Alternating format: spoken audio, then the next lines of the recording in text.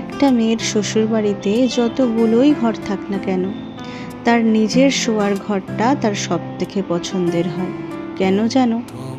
এমন কারণে নয় যে সে সেখানে থাকে বা বাস করে, এই কারণেই যে এই একটা মাত্র জায়গা, সেখানে সে তার নিজের ভালো লাগা, ভালোবাসা, পছন্দ, অপছন্দ সব কিছু নির্দ্বিধায় করতে পারে।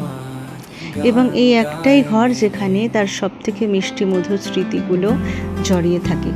ঠিক তেমনি আমারও আমার শোয়ার ঘরটা ভীষণ পছন্দের।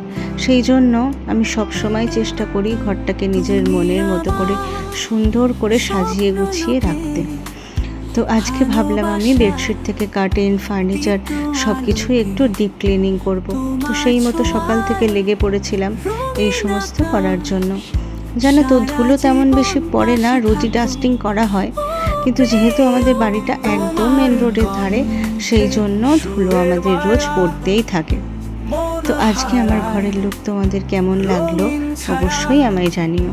তোমার ছোঁয়ায় বৃষ্টি হয়ে মনটা ভিজে